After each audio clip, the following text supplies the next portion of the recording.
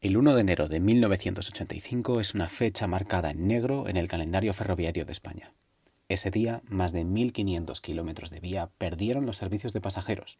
En el 40 aniversario de tal efeméride vengo a contaros qué pasó y qué alternativas había o no. Bienvenidos a 1984.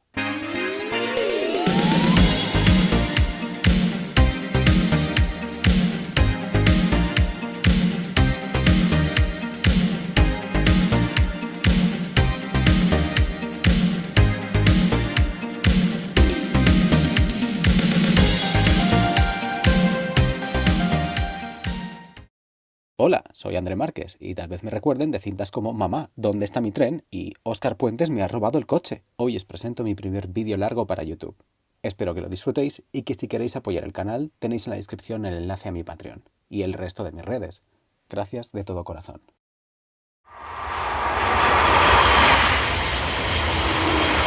Los años 80 marcaron un punto de inflexión en la ferrovía española. Por un lado, se fraguó y se idealizó el AVE, que querría acabar con el atraso ferroviario que llevaba el país. Se pensó que hacerlo en ancho internacional nos acercaría a Europa, lo cual nos ha acabado dividiendo más internamente, pero es tema para otro vídeo. A la par que el AVE se hacía cada vez más realidad, se hacía cada vez más evidente que había una serie de líneas férreas que no cumplían ya con su función.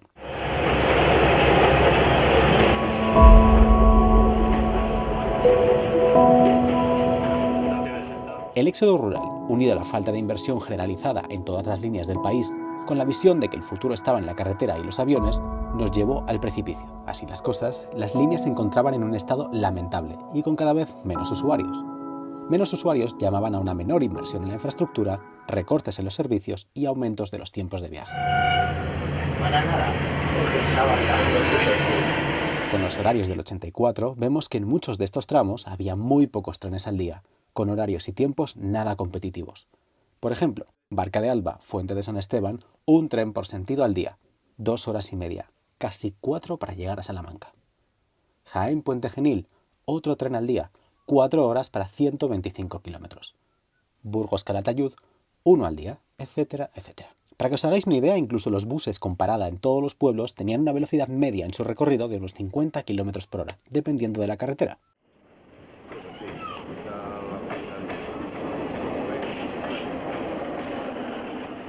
Todo lo que fuera inferior a esto no tenía sentido, y todo lo que fuera igual no justifica mantener una infraestructura tan cara si un bus da el mismo servicio o hasta mejor. El acuerdo del Consejo de Ministros del 30 de septiembre de 1984 autorizaba a Renfe a dejar de prestar servicio en las líneas altamente deficitarias. En total, 914 kilómetros se cerraron por completo y otros 600 solo se mantuvieron para mercancías. Otras tantas líneas se salvaron in extremis porque llegaron a acuerdos con las comunidades autónomas.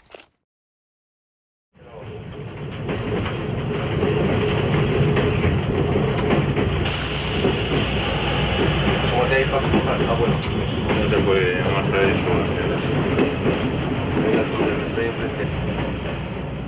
Entre las líneas que se perdieron, podríamos pensar que la gran mayoría daban servicio a Matavieja de Pedralejo o a Soto del Almendral, pero aquí se perdieron grandes líneas estructurales a las que tristemente se les había pasado la hora. La Ruta de la Plata, Valladolid-Ariza, Santander Mediterráneo, la conexión internacional con la línea del Duero, otras pasan por poblaciones que son grandes ciudades.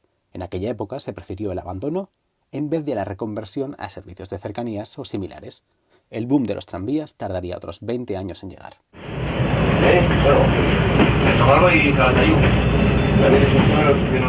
Aún así, como digo, muchas no cerraron, ya fuese porque las autonomías sacaron la cartera o porque se salvaron in extremis por otras razones.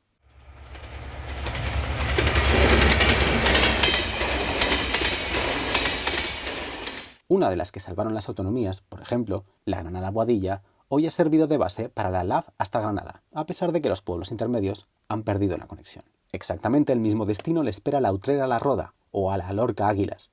Lleida-La Pobla ahora tiene trenes modernos de FLSD y cada año supera su número de pasajeros. Y la Xàtiva-Alcoi está esperando recibir su nueva modernización.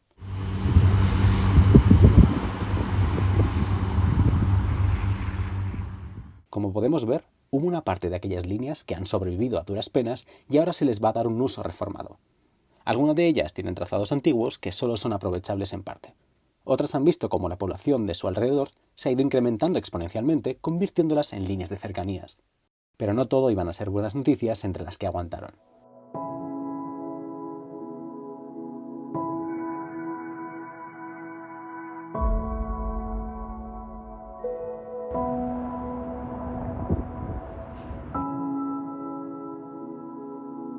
Muchas languidecieron durante otros 5 o 10 años con tráficos mínimos o tráficos de mercancías muy esporádicos que las llevaron a un cierre posterior.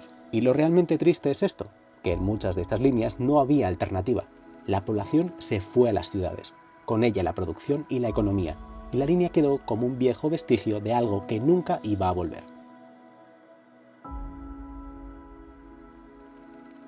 En el caso de la Ruta de la Plata, por ejemplo, la A66 lleva 10.000 vehículos por día en alguno de sus tramos, y si analizamos la movilidad en todo el vertiente oeste, lo que es cierto es que el gran grueso está en Extremadura, donde la línea sí se mantuvo abierta. ¿Es la pescadilla que se muerde la cola?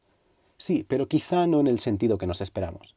El tren no hace que la gente se quede en un territorio, es solo una ayuda o un incentivo. Pero cuando se cerraron las líneas, la gente ya se había ido de ahí. En España, la población rural pasó del 42 al 28% desde 1960 a 1980. Y si a eso le unimos todas las causas que ya hemos comentado antes, el resultado era inevitable.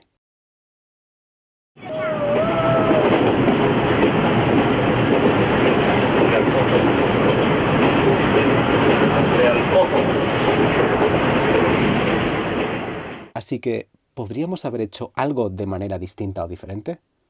Seguramente un análisis más pormenorizado del potencial de las líneas y una visión más a largo plazo hoy nos habría dejado varias de estas aún en funcionamiento. Así es como Sanlúcar de Barrameda perdió su tren, una línea que hoy parece evidente se hubiera integrado en las cercanías de Cádiz. Sí, en Torrevieja también hubo tren y cada verano parece evidenciar que su uso hoy en día estaría más que justificado. En otras líneas sería muy difícil justificar su utilidad, incluso con parámetros modernos, aunque se hubiese llevado a cabo una remodelación y adaptación.